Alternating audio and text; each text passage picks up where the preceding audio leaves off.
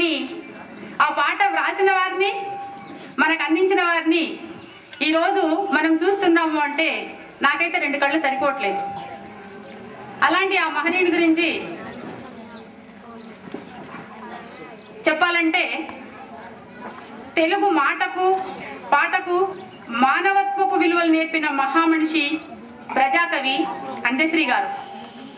మనసుతో చూసి హృదయంతో పాట పాడి మన ముందు వసంతాలు కురిపించాలనే కథన కుతూహలంతో మన ముందుకు వచ్చిన పారిజాత పుష్పం ఈనాటి మన ముఖ్య అతిథి అవడం మనందరికీ గర్వకారణం.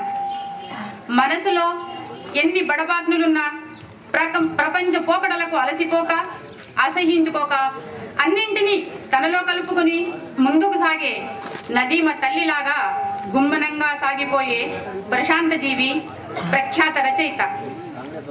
తన రాకతో ఈ ప్రపంచం పులకించిపోతుందని కానీ, పువ్వు పుట్టగానే పరిమళిస్తుందనే విశేషణ వ్యాఖ్యలకు కానీ అర్థం తెలియని వ్యక్తి ఈనాటి మన అతిథి మాత్రమే కాదు, ఆత్మీయులు కూడా. యవ్వన దశలో నిజామాబాద్లోని శంకర మహారాజ్ ఆదరణతో, ఆత్మీయతతో భారతీయ సంస్కృతిని, సాంస్కృతిక సంపదను, ఆధ్యాత్మిక లోతులను తెలుసుకున్న సామాన్యుడు ఈ మహనీయుడు. తెలుగు పుత్రునిగా తెలుగు భాషా సొగసులను ఆస్వాదించి అవపోసన పట్టిన మేధావి మనను ఆశీర్వదించడానికి వచ్చిన ఈ సభకే కొత్తవన్నీ తెచ్చారు అనడంలో ఏమాత్రం అతిశయోక్తి లేదు. ఏకసంతాగ్రహి అవునో కాదో కానీ అనుకోని అక్షర జ్ఞానం లేకుండా, చదవడం కూడా నేర్చుకోకుండా వేదాంగాలను, వివిధ మత గ్రంథాల సారాన్ని గుండె లోతుల్లో నింపుకున్న భారతీయుడు ఈనాటి మన ముఖ్య అతిథి అందశ్రీ గారు. రాజకీయ ఉత్తేజిత గీతాలన్నీ కూడా మానవత్వాన్ని మేళవించి రాసుకున్న గీతాలే. అయితే జయ జయ హే తెలంగాణ అంటూ గొంతెత్తి పాడుతూ మాయమైపోతున్నడమ్మా మనిషన్నవాడు అని తనలోని ఆరాటానికి అక్షర రూపమిస్తూ ఆర్ద్రతతో పాడిన పాటలు కొన్నివి ఉదాహరణలే. ఇప్పుడు మనం ఏవైతే వింటున్నామో, ఇందాక మీరు ఏవైతే డాన్సులు చేశారో, క్యాసెట్లలో వింటున్నామో, just they are only for example, కొంచెం ఉదాహరణ మాత్రమే అవి.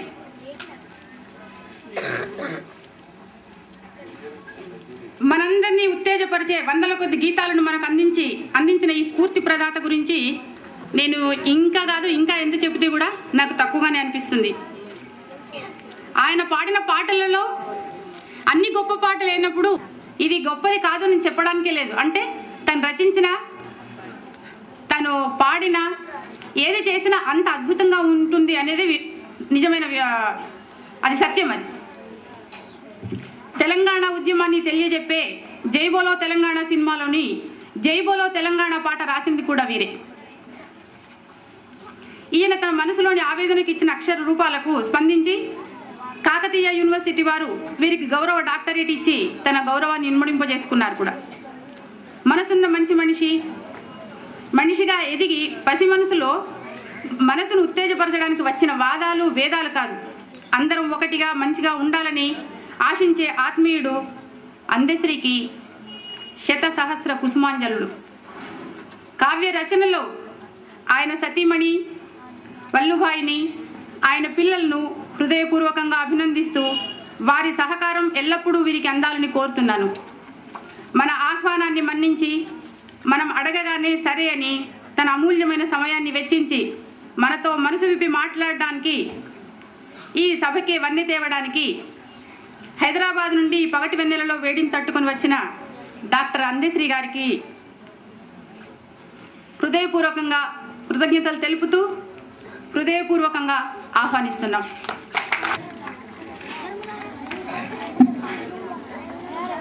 ఈయన సుమధుర సునిశిత పదమందారాల సుగంధాలను ఆస్వాదించడానికి, ఆ మాటల తూటాలతో స్ఫూర్తిని పొందడానికి ఎదురు చూస్తున్న మీ అందరికీ శుభాభినందనలు తెలియజేస్తూ వారిని మీ ముందుకు సాధారణంగా ఆహ్వానించినందు నిలుపుకొనడం, అంతేకాదు వాటిని ఆచరించడమే మనము అందశ్రీ గారికి ఇచ్చే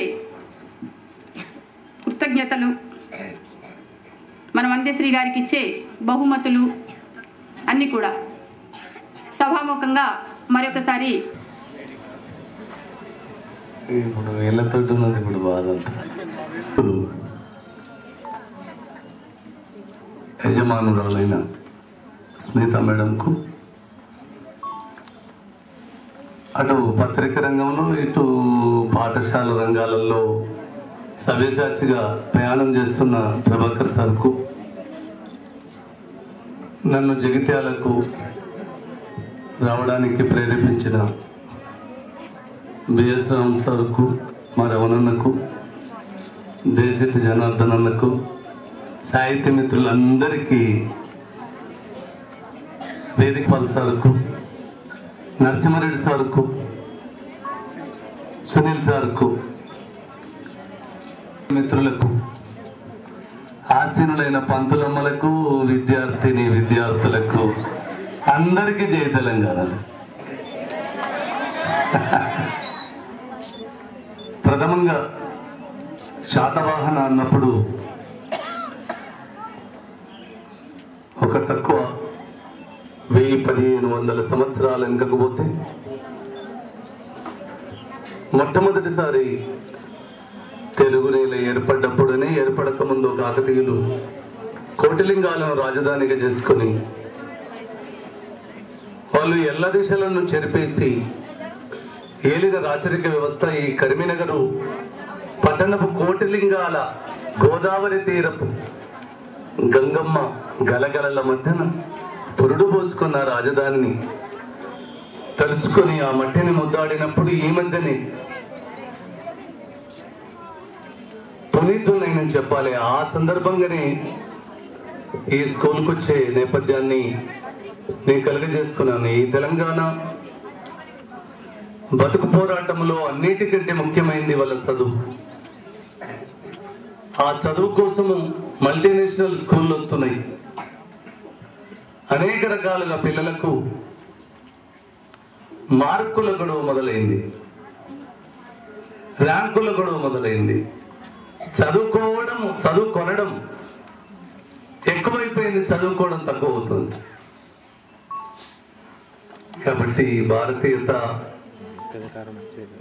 ఏ దేశ చరిత్ర చూసినా ఏమున్నది గర్వకారణం, నరజాతి చరిత్ర సమస్తం పరపీడన పరాయణత్వం, రణరంగము గాని చోటు భూ స్థలమంతా వెదగిన దొరకదు, గతమంతా తడిచ రక్తమున కాకుంటే కన్నీళ్లతో అన్నట్టు ఇళ్ళ ప్రపంచం అల్లాడుతున్న తరుణం. మానవుని మీద నుంచి ఉత్పత్తి అయిన కొత్త పుంతలను దొక్కిన శాటిలైట్ ఉన్న ఎంత సైన్స్ వచ్చినా చూది మొన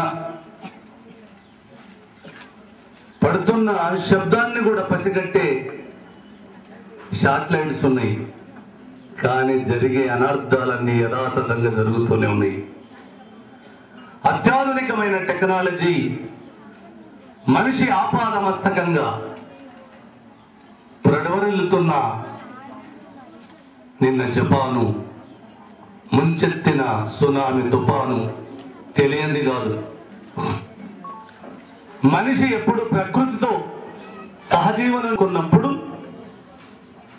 ఎంతటి ప్రమాదాన్నైనా దాన్ని కొండంతలు దాన్ని గోరంతలుగా తప్పించుకునే శక్తి ప్రకృతిలో ఉంది. కానీ మనిషి ప్రకృతి కన్నా అధిగుందన్నప్పుడే ఎక్కువ ప్రమాదానికి ఆస్కారం ఉంది. చెయ్యి ఆకాశానికి పెట్టి పరలోకాలాన్ని దర్శింపజేస్తున్నారు. కానీ మన కళ్ళ ముందు మన కాళ్ళ కింద ఉన్న నేలను మాత్రం ఇంతంత కూడా అన్వేషించదందుకు మనకు శాత కాదు. ఏదైతే పరలోకాలను దర్శింపజేసే మహామహులు ప్రజల మధ్యన వివరిస్తున్నారు. కానీ మన మీద వాళ్ళే ప్రమాదాలను చెప్పేందుకు మాత్రం ఎవ్వరికి శాత కాదు. మసిబూసి మారడిగాయాలు చేయడమే. అన్ని అవరోధాల నుంచి మనిషి నిటారుగా నిలబడేందుకే ఈ చదువులు అవసరం ఇయ్యాల. ఎందుకంటే ఎంత చదువు వస్తే మనిషి అంత ఆలోచన పరుడవుతాడు. ఎంత చదువుకుంటే మనుషులు అంత విజ్ఞానం వస్తుంది. ఎంత చదువుకుంటే మనిషికి అంత అపారమైన తెలివి. అమ్మ బొట్టు పొద్దు పొడుస్తున్నప్పుడు అమ్మ పెట్టుకున్నంత బొట్టంతనే ఉంటది. అది కిరణాలను విచార్చినప్పుడు ప్రపంచవ్యాప్తమై ప్రాణికోటి నుంచి ప్రతిదానికి ఆక్సిజన్ ఆయువులను పంచే ఆ సూర్యకిరణాలు ఎంత ఎనర్జీనిస్తున్నాయో ప్రపంచానికి. సూర్యకిరణాల కంటే కూడా మనిషి జీవితంలో అక్షర కిరణాలు కూడా అంత. ఎందుకంటే ఆ చదువుకునే భాగ్యం నాకు కలగలేదు. కానీ ఆ చదువుకొని తనము నన్ను ఎంత ఏడుపుల పాలు చేసిందో, ఆ చదువులమ్మ నన్ను ఆవహించిన తర్వాత కానీ ఆ చదువు విలువ నాకు తెలిసి రాలేదు. ప్రపంచానికి హితమైన వాడు, ప్రపంచ ఉద్ధరణ కోరినవాడు, ప్రపంచం కోసం జీవించాలనుకున్నవాడు, ప్రపంచమే నా పంచప్రాణాలు అనుకున్నవాడు చదువులో చూస్తున్నప్పుడు అలాంటి మహనీయులను, అలాంటి అమ్మలను చూసినప్పుడు ఎందుకు చదువుకోలేదా అనిపిస్తుంది. ఎన్నోసార్లు ఏడ్చిన సందర్భాలు. కానీ చదివే రూపాయికి సారం, చదివే వ్యాపారానికి సారం, చదివే భూసారానికి సారం, చదివే అక్రమాలకు ద్వారం, చదివే అనర్థాలకు మూలం అన్న చదువులను చూస్తే మాత్రం కొందరిని నేను ఎందుకు చదువుకోలేదో, నేను చదువుకోనందుకే చాలా గర్వపడతా. ఎందుకంటే చదువుకున్నవాడే ఈ ప్రపంచంలో బొంద పురుగులాగా బతకాలని కోరుకుంటాడు. చదువుకోనివాడే మన్నును అన్నము చేసి ఆకలి తీర్చి ఇయ్యల్ల అన్నమో రామచంద్ర అంటున్నాడు. చదువుకోని వాడే బతుకును మొగ్గము తెచ్చి మస్తిష్కపు దారము తీసి ఇది జిల్లా కరీంనగర్ సిరిసిల్లలో సరితాళ్లకు ఉరితాళ్ళు ఊగుతున్నాడు. చదువుకోని వాడే. అమ్మ నాన్నలు, మీ అమ్మ నాన్నలు ఏం చదువుకున్నారంటే అన్ఎడ్యుకేటెడ్ అనేది పదం అనర్థమైన పదం. ఎడ్యుకేటెడ్ అనే వాళ్ళు, అన్ఎడ్యుకేటెడ్ అంటే చదువుకున్నాగానే ఎడ్యుకేటెడ్ కాదు. మీరు లిటరరీ పర్సన్లే. మీకు ఫీజులు కట్టేది చదువుకోని అమ్మ నాన్నలే. మీకు ఇష్టమున్న బట్టలు తెచ్చేది చదువుకోని అమ్మ నాన్నలే. మీకు కావాల్సింది మీకు తెలియకుండా మీకు అన్ని సమకూర్చే వాళ్ళు చదువుకోని అమ్మ నాన్నలే. అందుకోసం ఎడ్యుకేటెడ్ అంటే మీకు హితమైన వాళ్ళు. మీ అమ్మ నాన్నలను మించిన ఎడ్యుకేటెడ్ ఈ ప్రపంచంలో ఇంకొకరు ఉండేది అనేది గుర్తుపెట్టుకోవాలి విద్యార్థులు. నిజంగా మీరు మాతృదేవో భవ, పితృదేవో భవ, ఆచార్య దేవో భవ అన్న భారతీయత సూక్తి భంగపడుతుంది. ఆచార్య దేవో అంటే ఎక్కిరిచ్చే విద్యార్థులు వచ్చిండ్రు. అమ్మ నాన్నలు నిత్యము మోసం చేసే పిల్లలు వచ్చిండ్రు. కాబట్టి మనము ఏది మూలం అనుకుంటున్నామో, మనిషి జీవితంలో సంఘధర్మం చాలా ప్రమాదమై అనుకుంటున్నాం మనం. కానీ సంఘధర్మం మనిషి జీవనములో చాలా ప్రామాణికమైంది కూడా. సంఘధర్మాలలో ఎవడైతే సంఘధర్మాన్ని ఉల్లంఘించి స్వధర్మాలలోకి వచ్చినప్పుడు మాత్రము సమాజానికి చాలా హాని జరిగే ప్రమాదం ఉంది. పెద్దవాళ్ళు ఏది చెప్పినా, పెద్దల మాట పెరుగన్నము సత్య అనే మాట మామూలు సత్యం కాదది. వాళ్ళు ప్రతిదీ సమాజ ఉద్ధరణ కోసము గొప్పగా ఆలోచించి నిర్మాణం చేసి పెట్టిండ్రు కాబట్టి ఇన్ని వేల సంవత్సరాలుగా భారతీయ సంస్కృతి చెక్కు చెదరకుండా ఎన్ని ప్రాపంచిక నేపథ్యాలు వచ్చి మన మీద వాలినా ఇలాంటికి భారతీయత చెక్కు చెదరకుంటున్నది. కానీ ఒక భారతీయతే ప్రాపంచికం కాదు.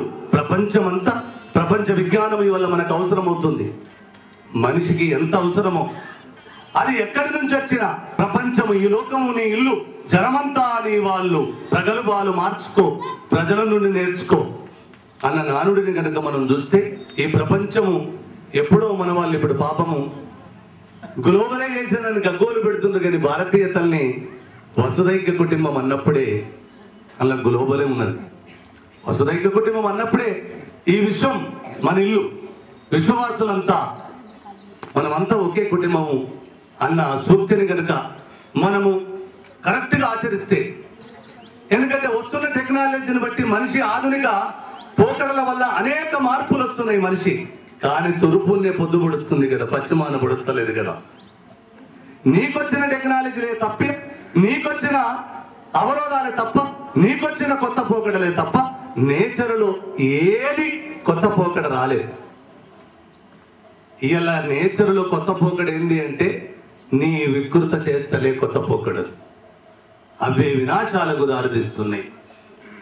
కాబట్టి మనిషి, నేను ఒక్కటే విద్యార్థులకు కోరుకునేది, నేను సందేశం ఇచ్చేందుకు రాలేదు. ఇవాళ జగిత్యాల ఈ సీతకోక చిలుకలతో కాసేపు గడుపుదామని. మీరంతా సీతకోక చిలుకలే కదా, కాదా? మనుషుల?